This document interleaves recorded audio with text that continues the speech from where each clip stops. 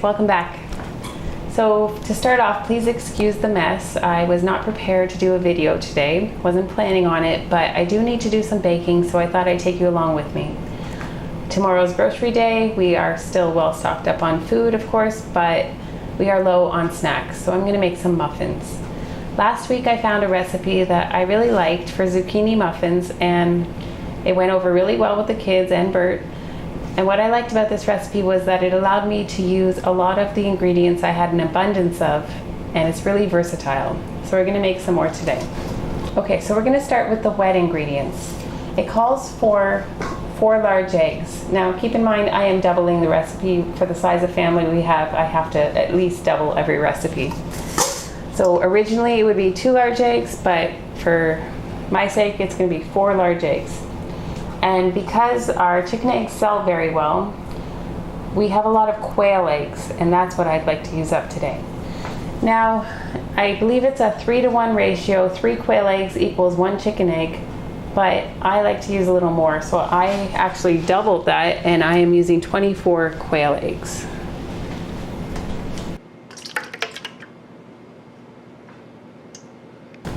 Okay, now we need 4 teaspoons of vanilla extract.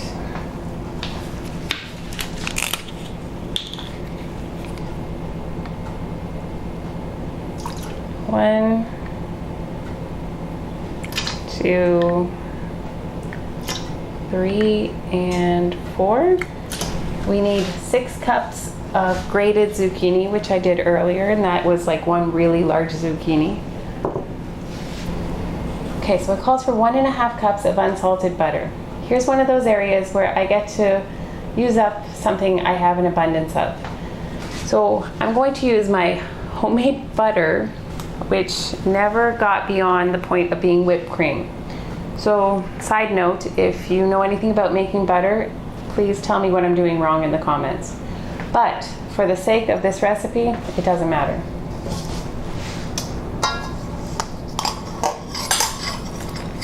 So I have 1.5 cups of unsalted, just whipped cream.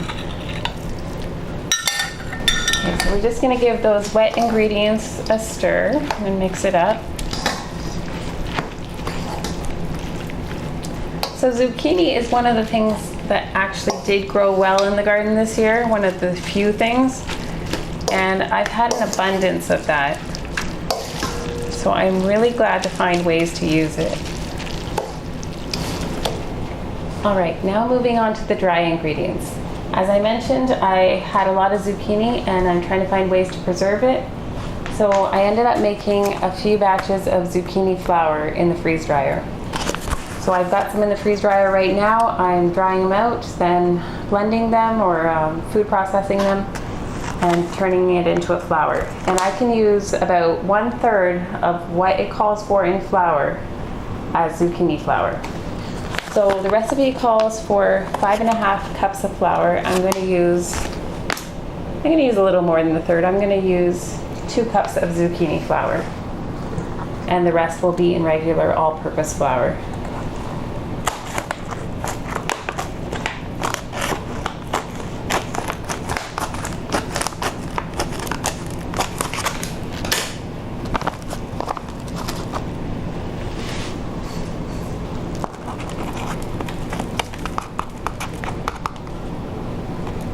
It is very powdery, if you can see that in the air.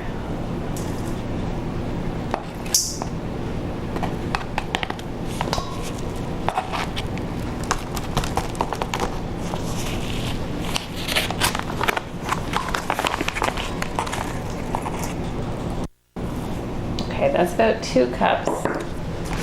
I know that baking is supposed to be a science while cooking is an art, but we're using a little art in this baking as well. Okay, so 2 cups of zucchini flour, the rest, which is going to be 3.5 cups of all-purpose flour.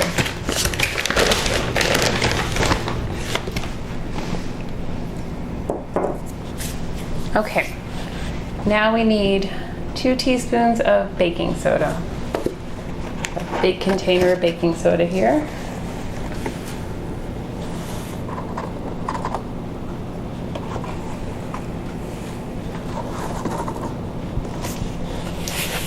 And 2 teaspoons of baking powder as well.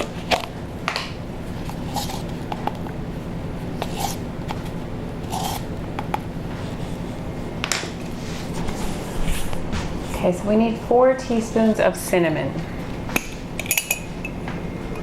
Of course, you can adjust this to your taste.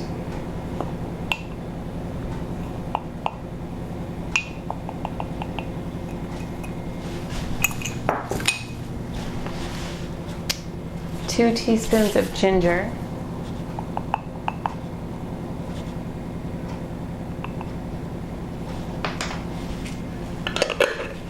And 1 teaspoon of nutmeg.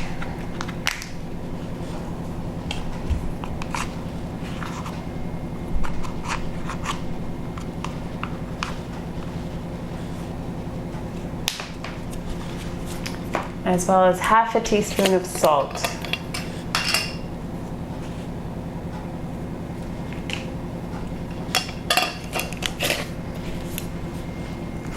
Okay, so we're going to mix that up,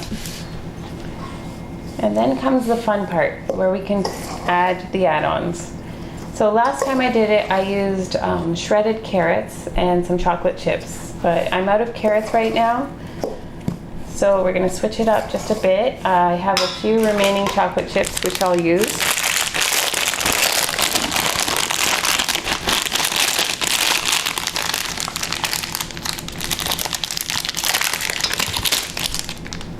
So there's not many of those, but there's a few. And I'm also gonna throw in some raisins.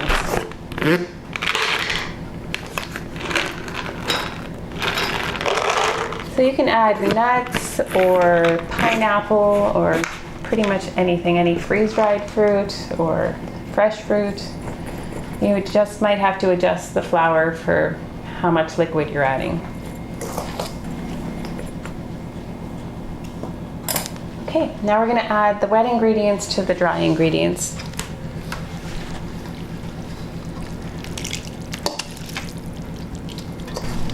And we're going to give it a good stir just to make sure it's all mixed together, but don't overmix. So I think maybe next time I might try some oats in place of some of the flour, add a different kind of texture to it.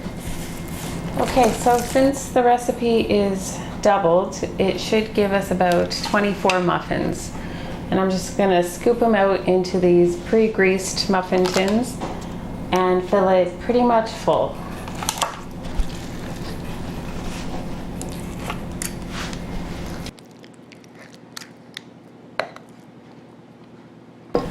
Okay, so that's it. So we're going to pop this into the oven, preheated at 350 degrees, and we're going to bake it for 22 to 30 minutes. And just check it to see if it's done by checking to see if the top bounces back. And we're going to insert a wooden skewer to see that it comes out clean. And then we'll call the kids to eat.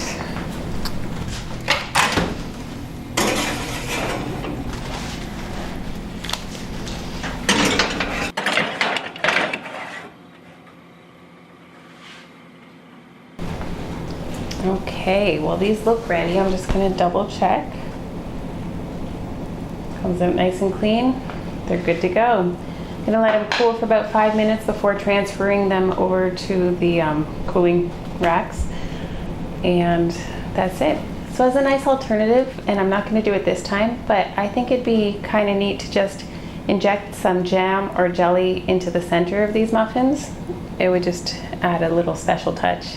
Might try that next time. But right now I'm just going to let it cool and then transfer it to finish cooling on the trays. And that's it. We have a snack, a very healthy snack. Kids normally wouldn't just eat zucchini, but they're going to have zucchini in the muffins, in the flour that was used. And it's a good way to get kids that don't eat vegetables to eat some vegetables. So there you have it. You have a nice healthy snack. It was really simple, pretty quick, and a great way to use up some of the things we have around the house.